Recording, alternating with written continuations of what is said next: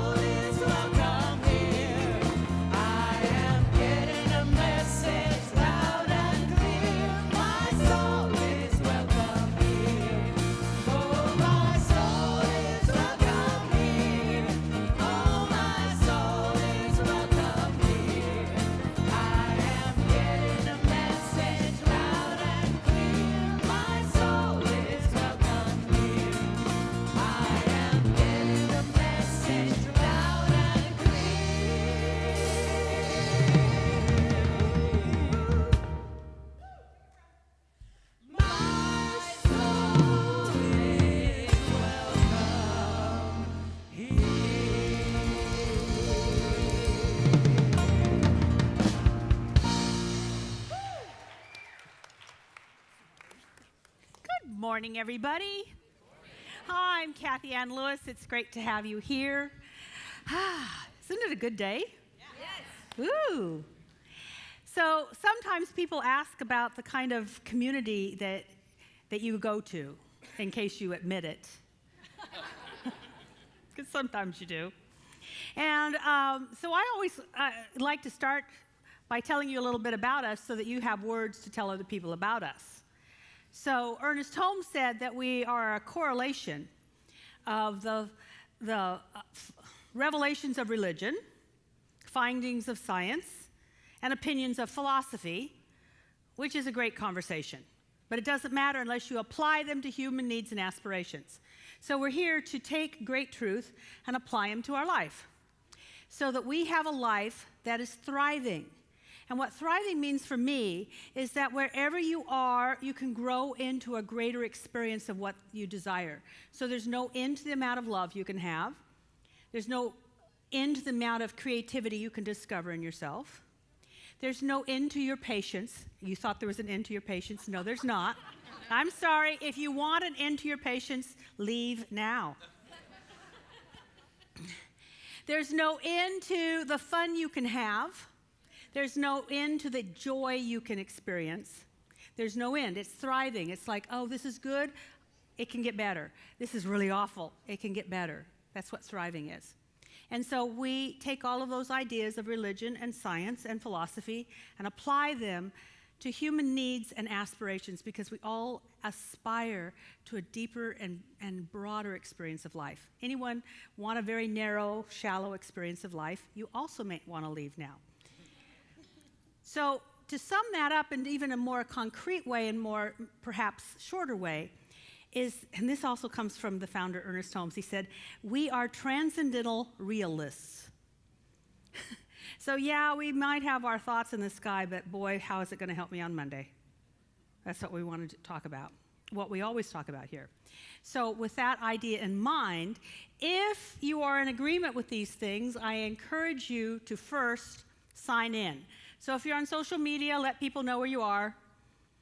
And if First Service told you about First Service, you'd really want to be here. So you might want to, email some of your friends and say, get on live streaming because this is going to be amazing.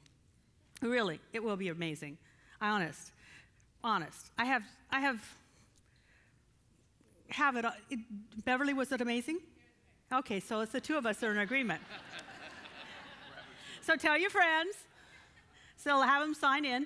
The other one is to sign up. And so we have cards that look like this. Man, magic just doesn't work like it used to. Well, anyway, we have cards. They're called connection cards. And they are in the seat backs in front of a lot of you. They look like this. And if they aren't there, they will be in the offering basket as it goes by later. And if you fill this out, you will be on our mini list. Sometimes we send out snail mail, but most of the time we send things on email. And there's so much going on here, we can't possibly talk about it, but we have a program or a service that might fit your need. And to find out about that, please sign up. And also let us know what you're interested in so we can let you know when those groups meet. And then the last thing is you get to stand up. So you've been signing up, and you've been signing in, and now you get to stand up if you are having a birthday, because we want to honor you by giving you a gift. And we have a birthday, and a birthday, and a birthday, and right there we have another birthday, and another birthday, and a birthday. Oh, she missed you. I'll get it for you. One more birthday.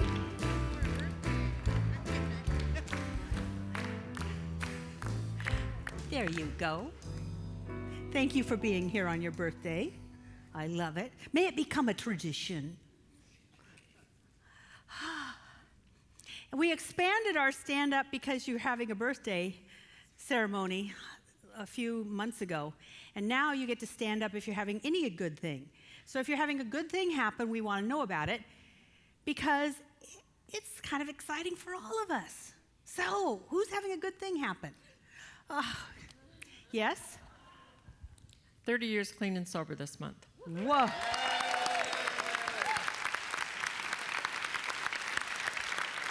Directed my first radio play.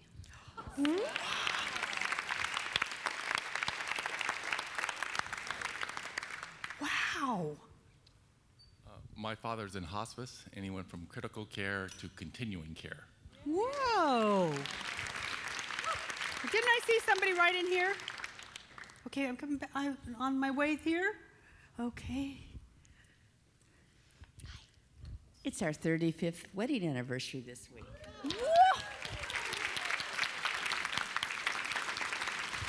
You should also be celebrating a piece of jewelry that if you ever fell asleep would be gone. not that I would take it. Here, pass this down. Thank you, Janny. Thank you, Rose. My brother just got a much better than expected prognosis from a car accident, which is why we're in Seattle right now. Great.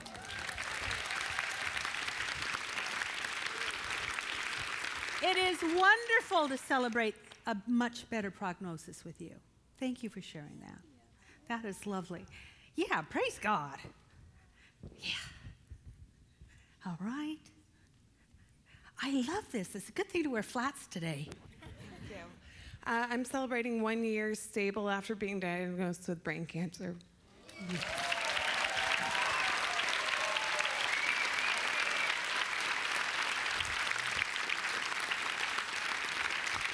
Very wonderful.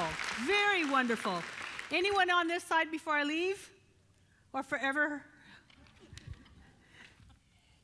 This may sound trivial compared to her challenge, but this happened a little while back. I have a cleaning business, and I was in the U District cleaning a professor from Turkey who teaches Asian history. And the carpet I put out on the back porch disappeared in the U District. So I went outside and I talked to the street people there, and they said, well, we'll keep our eye out. The next day it was returned, and it's from Turkey. And so it was a precious carpet. Thank you. It was lost and now it's found. That's wonderful, wonderful. Okay, isn't this kind of fun? I mean, it's meaningful, it's fun. People like good news. Uh-huh.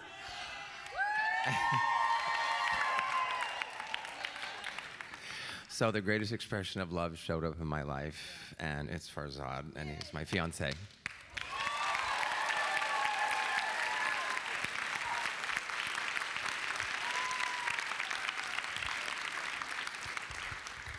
My best friend of 35 years is here with me today.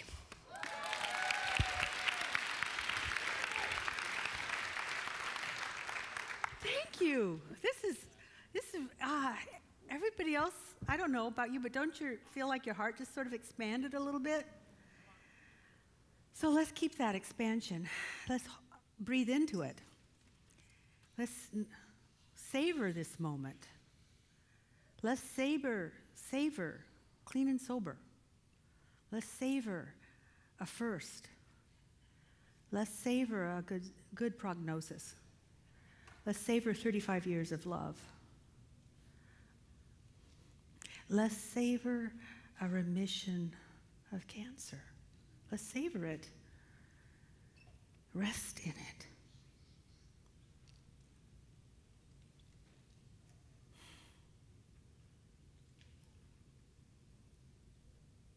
And as you breathe into that you savor. Breathe in and let your heart expand a bit.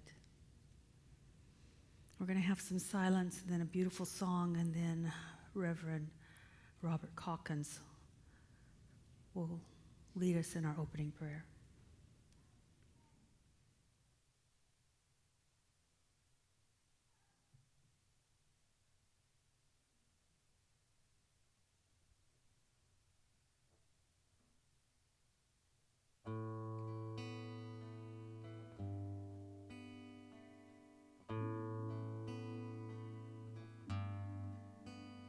In the stillness of this moment, there is peace, there is peace.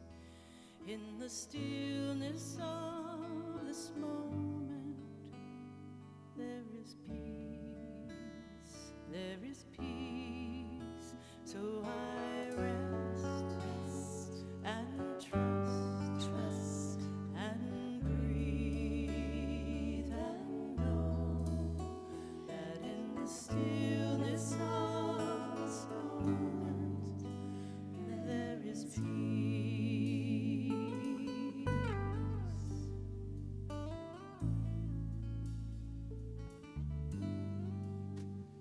In the stillness of this moment there is peace, there is peace. In the stillness of this moment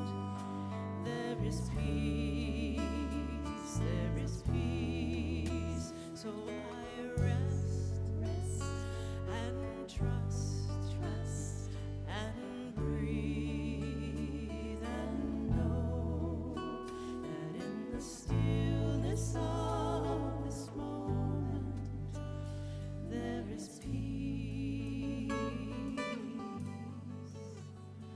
There is peace.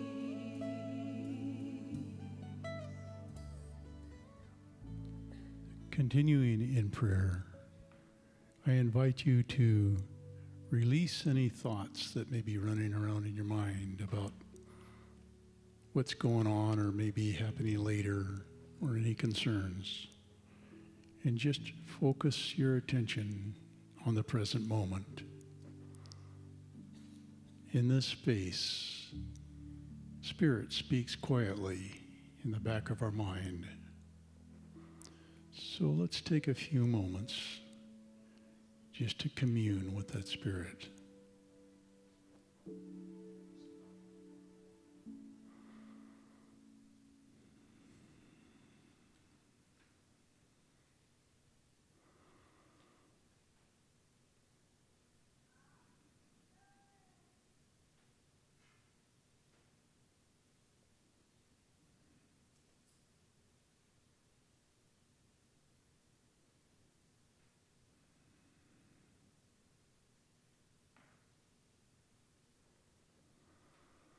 And coming back, I invite you also to remember to do this from time to time throughout the day in the week to come. And so it is.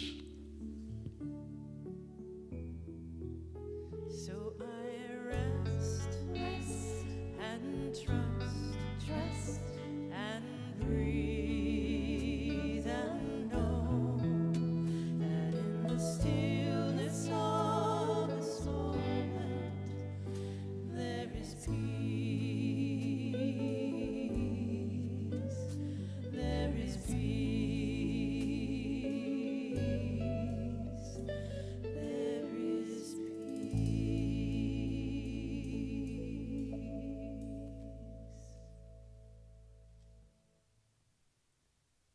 Let's welcome Jonathan Osteen to the stage.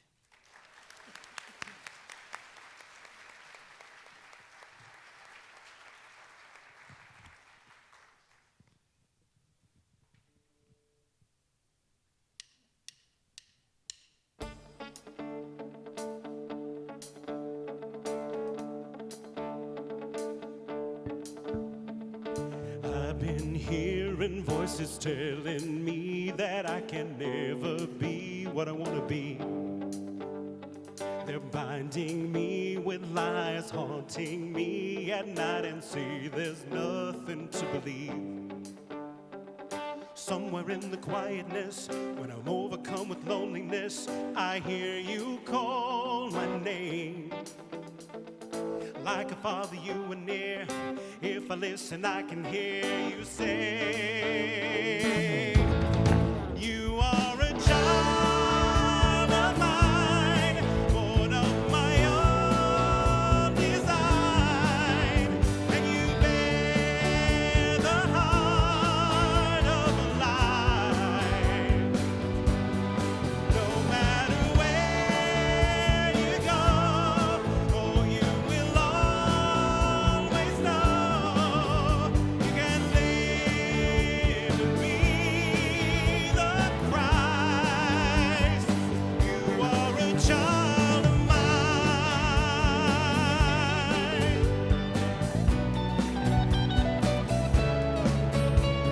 So I listen as you tell me who I am and who it is I'm gonna be. And I hang on every word, knowing I have heard I am yours and I am free. When I am alone at night, that is when I hear the lie, you'll never be enough. But though I'm giving in to fear, if I listen, I can hear you say, you are a child of mine, born of my own design, and you bear the heart of a lion. No matter where you go, oh, you will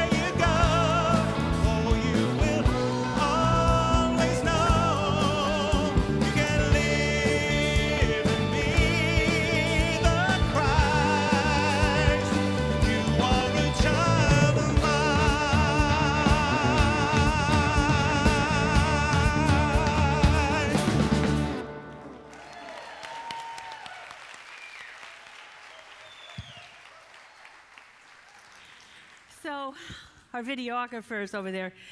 Jonathan, I didn't ask you ahead of time, and I just thought of it. Do you mind if we record that song and put it on our video? I would love it. Oh, good. Good. And the reason I say that is because I talked about listening to him in my car until I lost the CD. And the one that I listen to all the time is Word of God Speak. That's my Sunday ritual. Drive into town, listening to Word of God Speak. And I was going to buy one after first service, and they were all sold out. So now, viewing audience, you can check out his website and order them off of there, which is Jonathan.com. Whoa, share, Jonathan. This is pretty cool. Oprah, it's kind of cool. So I love it. Oh, well, I'm thrilled. I'm thrilled because I am allowing myself to move more deeply into what at least I've been studying, and maybe you have been studying, and that is the idea of recovery.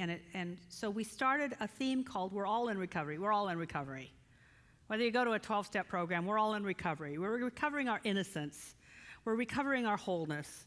We're recovering our sense of worth. All of those things, because it's not like it was lost forever, but it was hidden.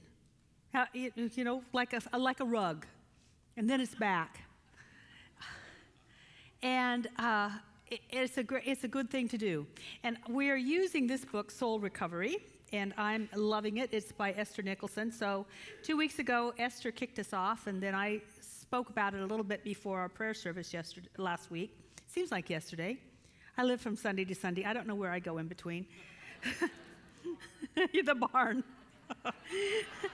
Thank you.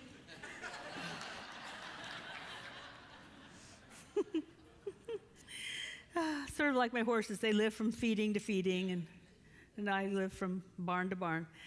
So I want to expand it and continue with this just a bit, and that is the idea of recovering from low self-esteem. Because I believe that low self-esteem is something that plagues us, plagues humankind. Not so much, I don't know all over the world, but at least in the Western culture. A few years ago, in 2008, we sponsored bringing the Dalai Lama here. And there were a lot of interfaith people that did workshops after the Dalai Lama spoke. And so I got to be in a room on a panel with a Hindu nun. Now, she was from the West, but she had steeped herself in Hinduism and lived in India for like the last 20 years. And out of nowhere, she said, I think what's so interesting is that people in the United States have such low self-esteem. We have all this stuff. But she saw that perhaps we have all this stuff because we're trying to compensate for something, which is low self-worth, so we gather worth. And we attract it, and we want it, and we hold it. So I want to talk about that because I believe that low self-worth, if it's in this Western culture, we're not always acting out of it, but we're easily susceptible to it. Now, let me tell you the symptoms of low self-worth. Some of the symptoms of low self-worth are fear of failure, so you don't try new things, and fear of success because you might stand out. It shows up sometimes as an inability to connect deeply with others, an inability to stick up for yourself, discomfort with unexpected good stuff. So you'll let good stuff happen, but not unless you feel you earned it. Low self-esteem or low self-worth shows up as a discomfort with going beyond your current circumstances.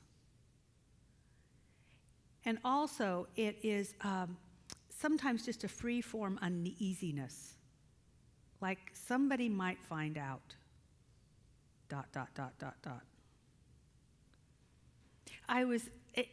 This is so prevalent that I actually had an opportunity to talk to a friend in between services. And her particular company has been here for a very long time. And as soon as she thinks she's going to have to abandon her company, a job comes in.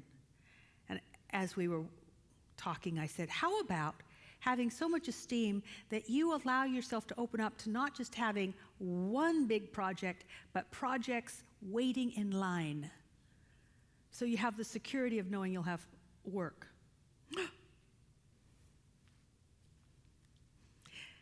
At the same time, she was telling me of a friend of hers that is toxic. And she says, why do I put up with this?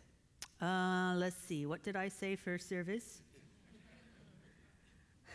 This thing shows up in lots of different ways.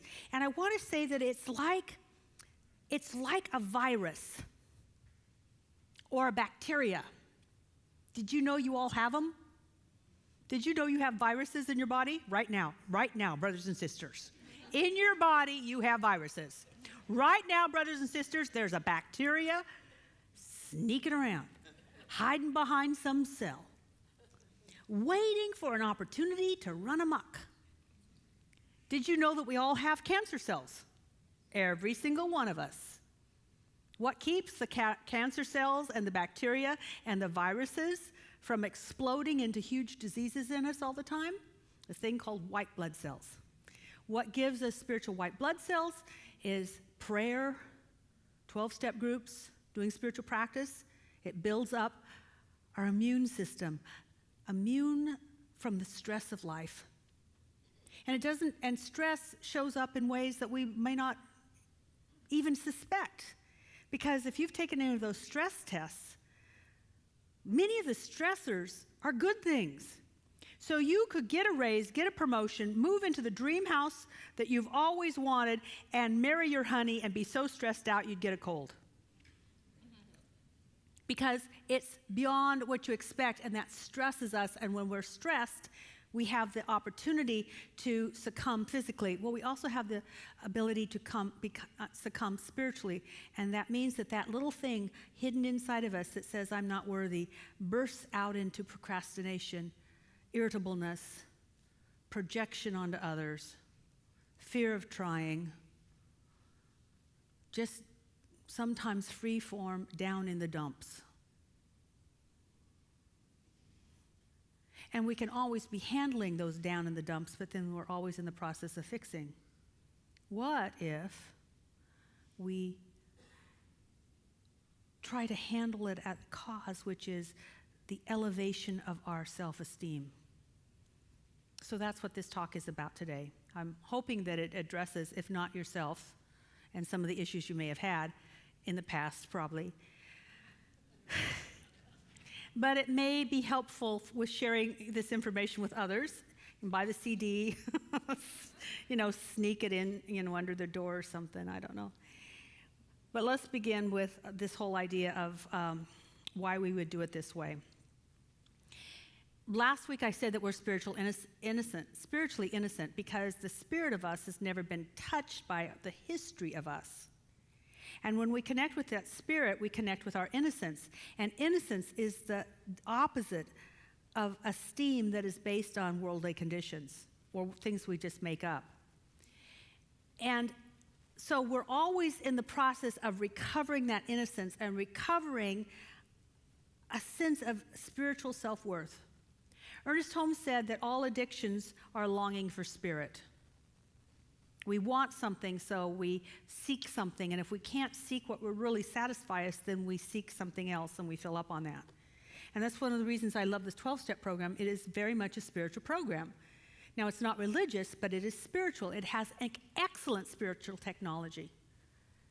Technology anyone can use at any time, including healing this thing called low self-esteem, the symptoms and the cause, which is how we esteem ourselves. So I hope I am not breaking any 12-step tradition, but I don't really want to go through steps 1 through 12. I personally want to do 6 and 7. But because I might be skipping ahead, I will quickly go through 1 through 5 so I can get to 6 and 7. And this is not out of the big book. This is Kathy Ann's words about what they say, all right? So please don't send me a little note, email later. You said it wrong. Yes, I know. I love it. You know, this is where Joel could be doing tradition, tradition, tradition, you know, because I know that I'm going to break tradition the way I'm saying it, but let's just say it in Kathy Ann's words. Guess what? First step, we're powerless. Over something, we are powerless. Now, what's so crazy is that the Western culture does not like to know that it's powerless. How many of you have ever taken one of those personal growth seminars? Oh, own up. And didn't you do it so you could be more powerful in your world? And didn't they tell you could be powerful? That's wonderful. And some things you're not. And sometimes you're just powerless over a thing. Sometimes you're just powerless. If I shared this, I was trying, you know, I take these downloads. I hope that the downloads that I got first service, which were really good, please bring them back. But anyway, if I have peanut butter and chocolate Haagen-Dazs ice cream in the house, I am powerless not to eat it. Now, I have enough power to eat it in 2 sittings. But that is as much power as I have. The rest, So I don't buy it. It's probably why alcoholics shouldn't be bartenders. And I should not go buy 7-Elevens. So I don't do it. So you all know you're powerless over something, and if you don't, talk to me for 5 minutes. Because we have these things, like my friend thinks that she's powerless to not. Well, she now knows. I'm sorry, she's been totally healed. It's been 20 minutes. But she had an idea that she was powerless to not be affected by the way she was treated by someone else. We have our list, don't we? It's a good thing to know that you're powerless, because then you can go to step 2, which is believe that there's a power greater than yourself that can restore you to your own wholeness, that you don't have to do it yourself. Because I'll tell you, if you're ever in a spiral and a spin, it's difficult to have somebody come along and say, like I would, you can get out of here. And the reason that I can say it to somebody is because I have the faith to see them out of it, right, like that. But if we just say it to somebody, it's I'm in a spin, and now I know I'm in a spin, and I feel guilty I'm in a spin, and now somebody says I'm in a spin, but I don't know how to get out of it, which just makes the spin go faster. But there's a power that can lift us up and lift us out. So the third step is we turn our will over to this God, the God of our understanding, because we believe that it can do what we can't do.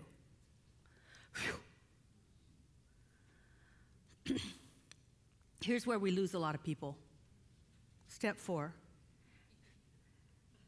Make a fearless inventory. What's that mean? Look, look, look, look. Look, look, look. And if you read this book, I am amazed at the inventory this woman took. I'm amazed at the depth of her honesty.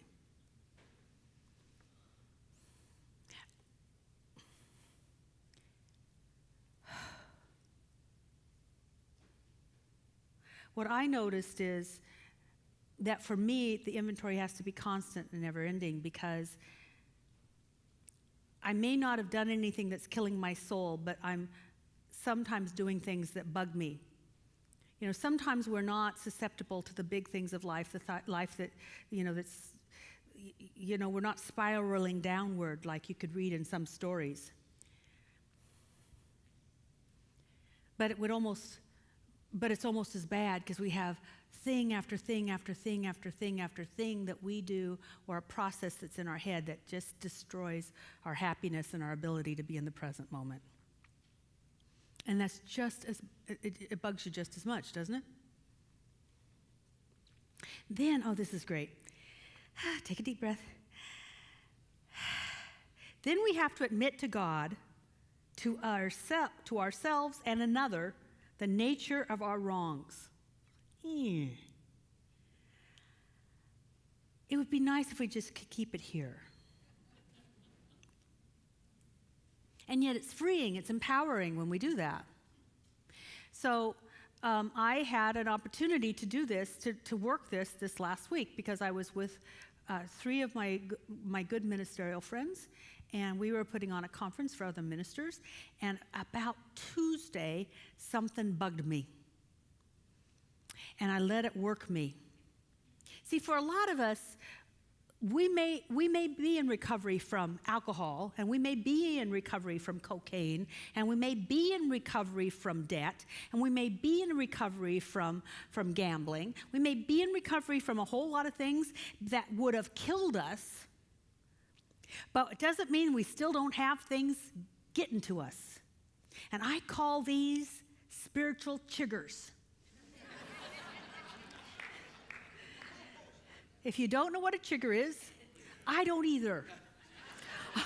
All I know is they live in the grass in hot and humid climates, and you're walking through the grass, and all of a sudden you have these red marks, and they burrow in, and they itch, and they bite, and they sting, and they're miserable till they decide to die.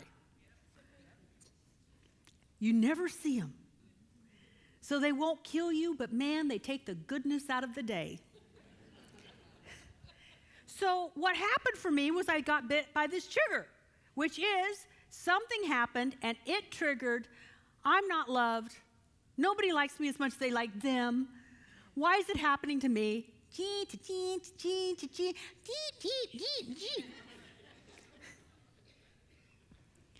And what was so great is that even though, oh no, this is the spin, this is awful.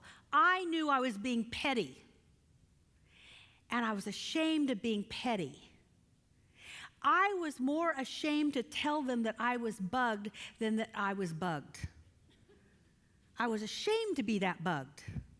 So now I have 3 chiggers. I was bugged, I'm ashamed to be bugged, I'm ashamed to tell them, but I have to tell them. Ruining my experience until I told them. And we got it all cleaned up and it's over. Some sort of like chigger relief. Now I say that because what I want to get to is that sometimes we have huge things that we want to turn over to Spirit, but it's the little things that really affect every single day, isn't it?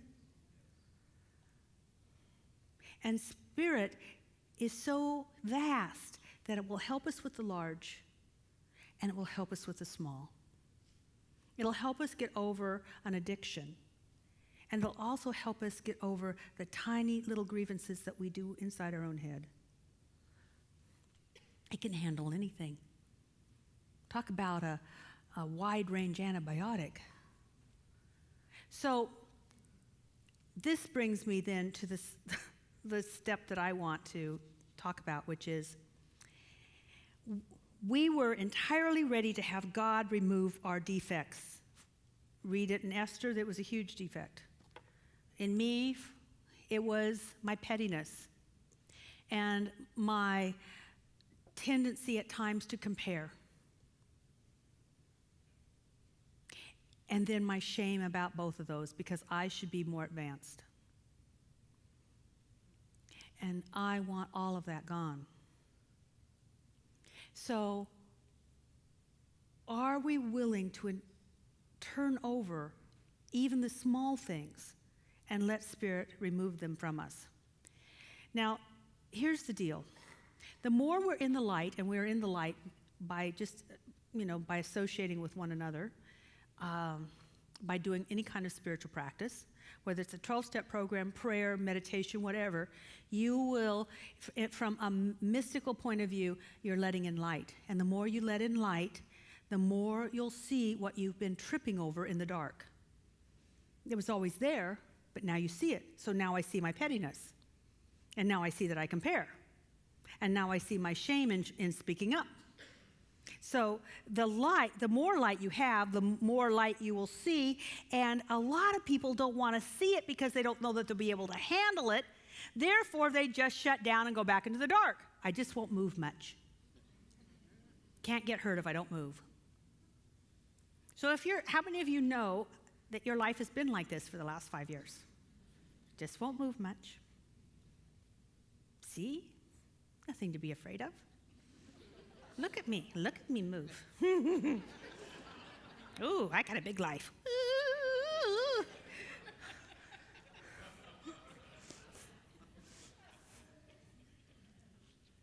Don't try anything new.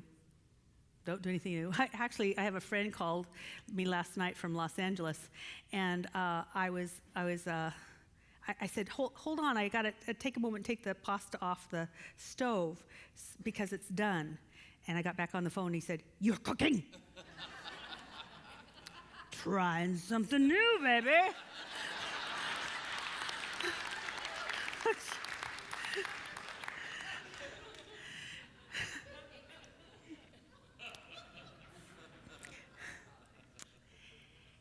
But you understand what I'm saying, right?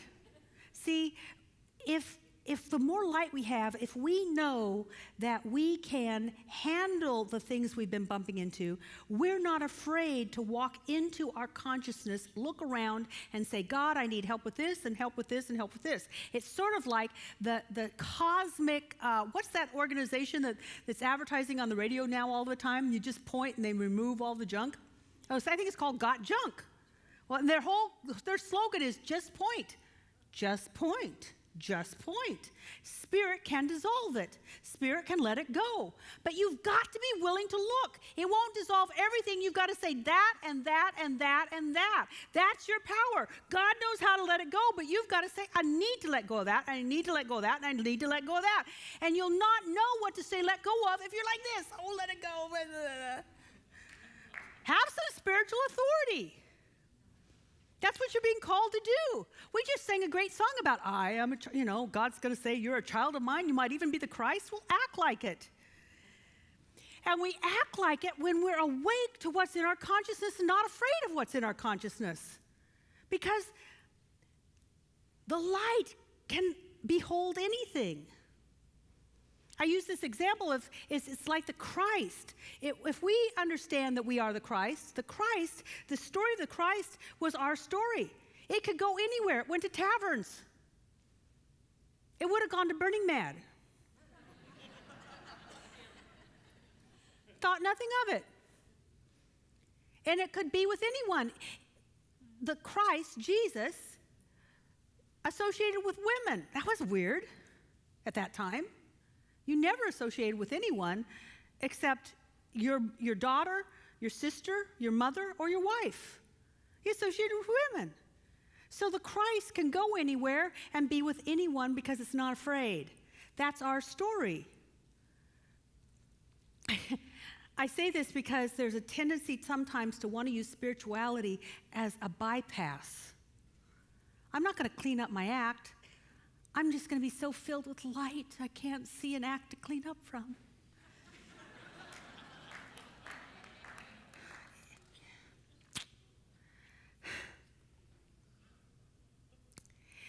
So when the more filled with light we are, the more the shadows take shape, and we can name them, and anything we can name, we have power over. If you can't name it, you can't have power over it. And Rumi said it this way. Rumi talked about every day as a guest house. Now, in spiritual metaphors, house means consciousness. So when the prophet said to one of the women who were having a problem, "What's in your house?" he meant, "What's in your consciousness?" Does that make sense? So Rumi saying every day is a guest house, meaning every day if you stay awake, you're going to see things you didn't know you would see. You are going to run into things you didn't know you'd run into. You're going to be able to see it, name it, and let it go. And love yourself while you're doing it. And here's a song about that.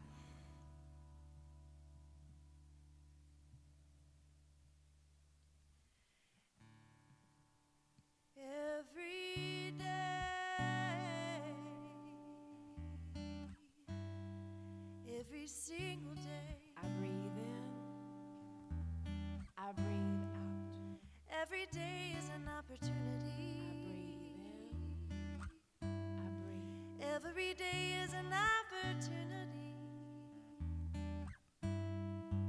There's a lot of time spent every day just trying to keep your head up. You're going through the motion, constant as the ocean. It's easy to get fed up when the whole world looks dead up like a TV show I'm not on. It's on a channel that I don't get. It's hard to worry about the butter when the bread's spread thin. So much coming and going, it's hard to pretend. Emotions come and go like a guest house. Rumi said, let them in, love them, let them go. There are reasons for life seasons we don't have to know. We don't have to whoa, know whoa, whoa. everything. 'Cause every day is an opportunity to forgive myself. Every day is an opportunity to reinvent myself. Every day is an opportunity to fall in love with myself. Every day, every day, every day. This is something I have to work on every day. It didn't come easily or naturally. But when I focus on the light, I can be just as bright as I wanna be. You know, people will try to take my light if I let them, but I don't let them. I don't let them. I don't let them. I avoid swamps of haters, swarms of alligators trying to rip me of my light. You can't. You can't rip me of my light. You can't rip me of my light. You can't rip me of my light. You can't rip me. You can't rip me of my light. You can't rip me of my light. You can't rip me of my light. You can't rip me. Real life reality TV. Real life reality TV. Real life reality TV. Real life reality TV.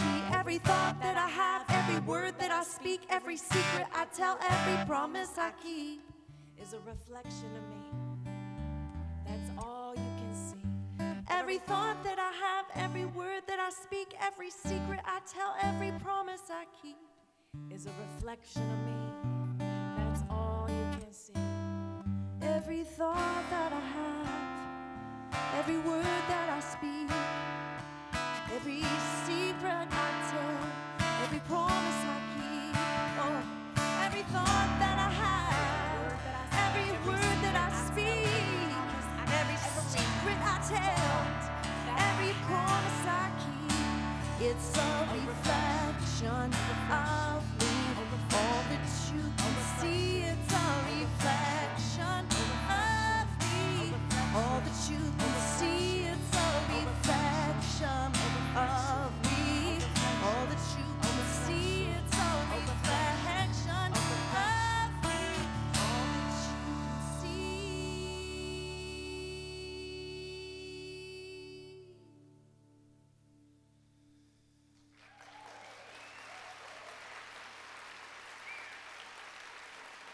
Oh, every day I breathe in, and then I breathe every back day. out. I breathe in, I breathe out. Every day Monday, is an opportunity Tuesday, to fall in love with Wednesday, myself. Thursday, Friday, Every Saturday, day, 2 times on every Sunday, day, June 20th, Mother's Day, every day I wake up. I thank God I'm alive. Every day, Because I'm breathing in, every and I'm day, breathing out. And I'm breathing every in, day, and I'm breathing out. every day, every day, every day, Every minute, every day, every blink, every day, every word, every day, every day. Hallelujah.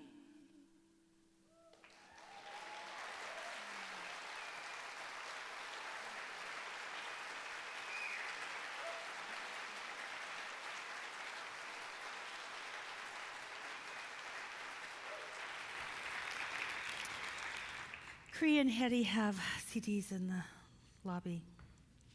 Now I want to move on. If you're able to look, if you're able to do this fearless inventory, but do it all the time, and then turn everything over to something greater than yourself, not just the big stuff, but the little stuff, and the in-between stuff, and all that other stuff. And the 7th step is we humbly ask God to remove our shortcomings. First, we were we are entirely ready to have God remove. I love these small steps, tiny baby steps. We're entirely ready, and then we humbly ask. 2 steps.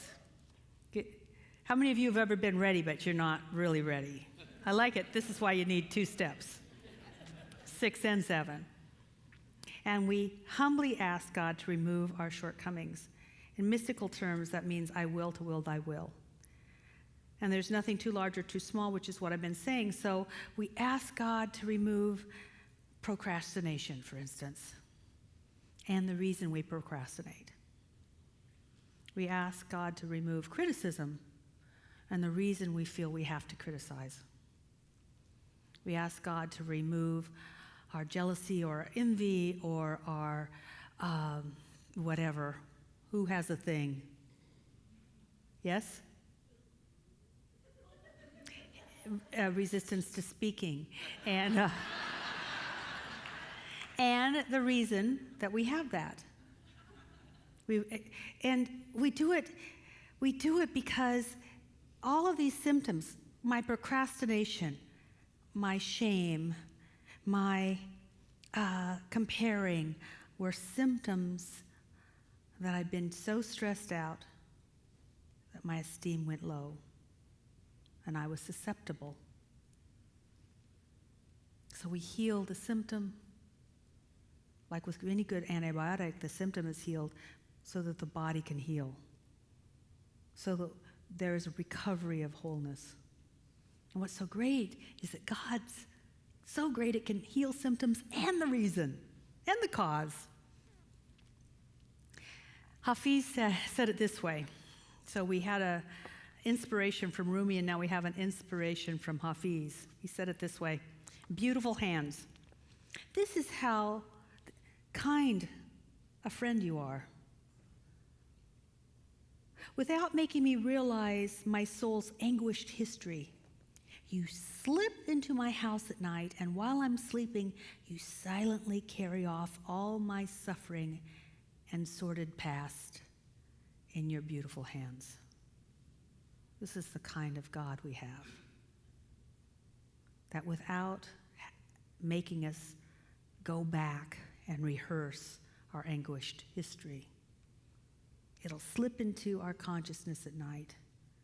And while we're sleeping, it will silently carry off all our suffering and our sordid past. So we're going to end with prayer. And because we have 5 minutes, I have time to take prayer requests. So, who has some symptoms they would like to have dissolved?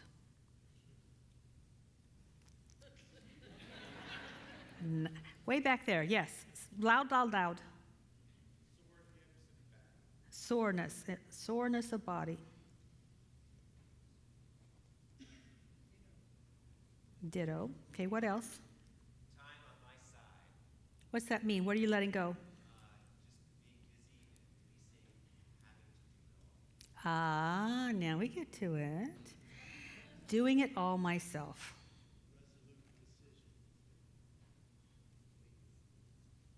Okay, so what do you want God to heal you of if you want a resolute decision? What is it that you're letting go of? What's the symptoms? What?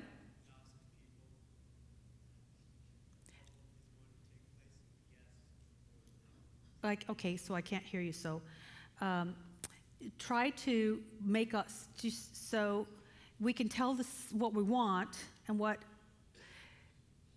we need to discuss is what is getting in the way of us having it already. So what is it that you want God to dissolve? Rumi said it this way: dissolver of sugar, dissolve thou me. Me's not capitalized, it's a little m. What are the little things that we need to have dissolved away from our soul? Okay, so we're going to release the past.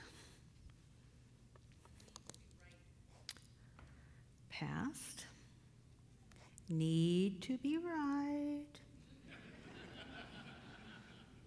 You're really wrong about that. No.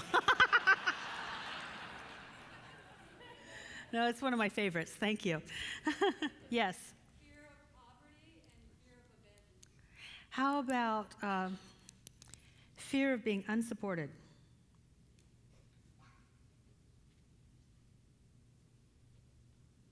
Okay, we got enough. Okay, what? Self-doubt.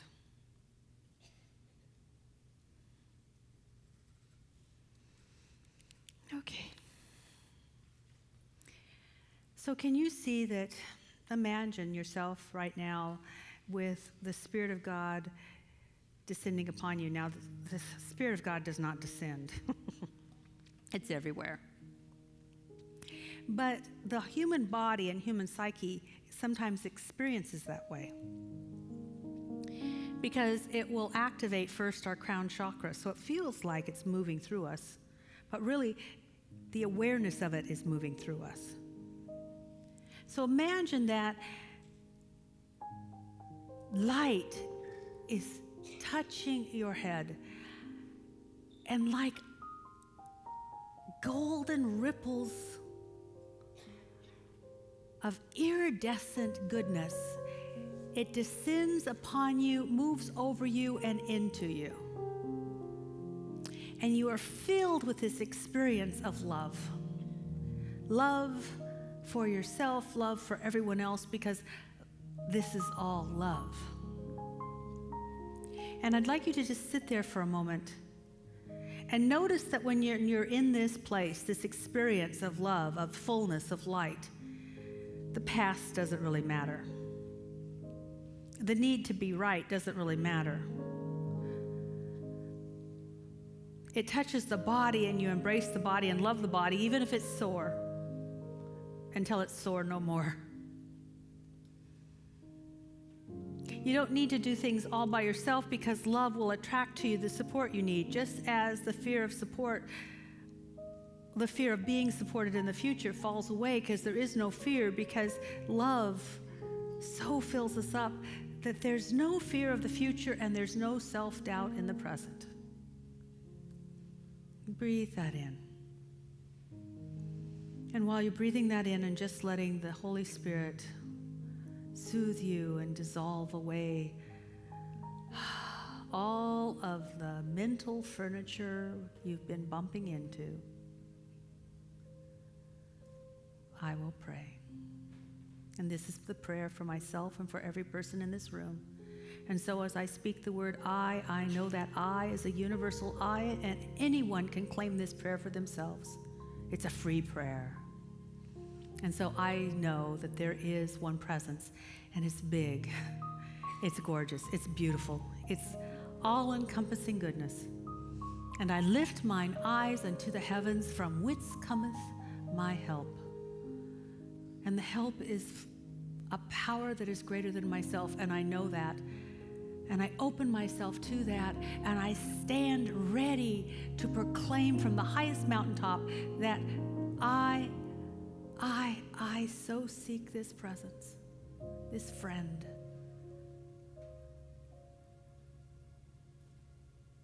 And I stand with openness until it reaches back and says, "Ah, my beloved, in whom I'm well pleased, we are one." And so I give thanks that I can recognize and declare my unity with all life because of my unity with the One.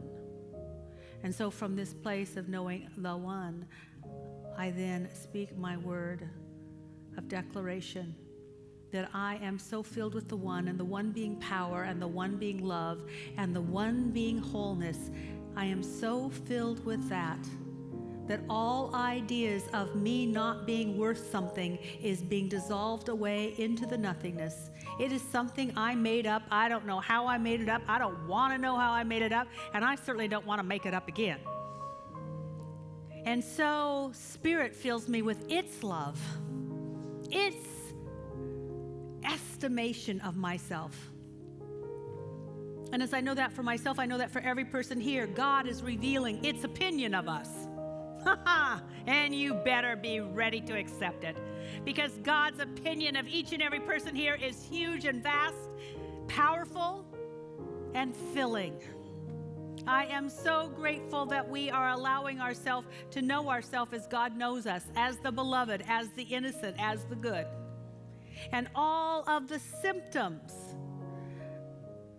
of looking at the past and needing to be right and soreness of body and doing it all ourselves and not being supported and filled with self-doubt, those things do not exist in the fullness of this moment.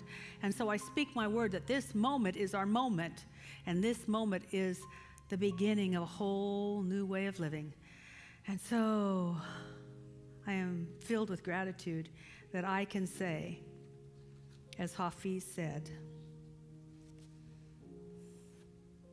this is the kind of friend you are, without making any of us realize our soul's anguished past. You slip into our houses. You slip into our consciousness at night. And while we're all sleeping, you silently carry off all our suffering and sordid past. All of that in your beautiful hands. Thank you for those beautiful hands. Thank you. Thank you for dissolving our lack of self-esteem and replacing it with a fullness of divine acceptance. And so we just breathe out and let it be.